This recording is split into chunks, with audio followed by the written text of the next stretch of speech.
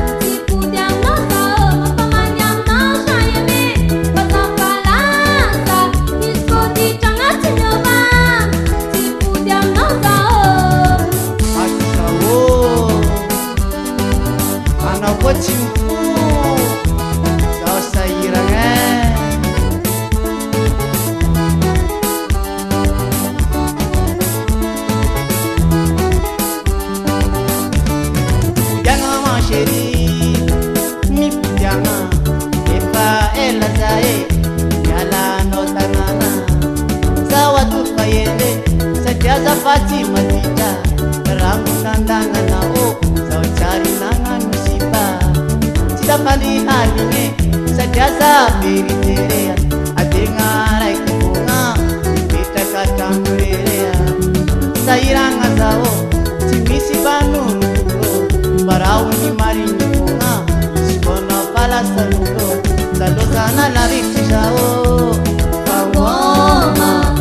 janga malake nao Pamanina no sao azalozana la vikizao Pasairana janga malake nao Pamikade no sao azalozana la vikizao Pangoma janga malake nao Pamanina no sao azalozana la vikizao Pasairana janga malake nao Pamikade no sao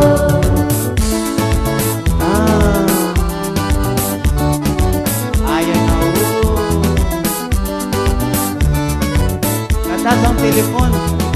si Miss Pamal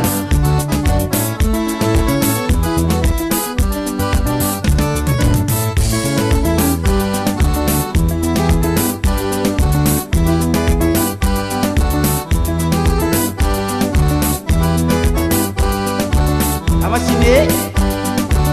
pan-pange lemane sai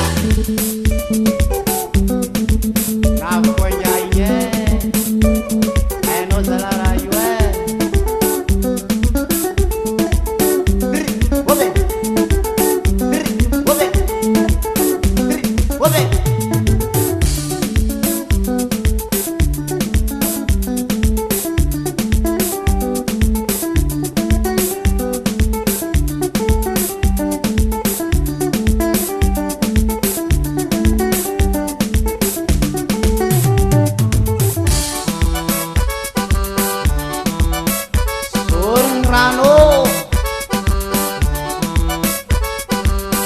Lamachine,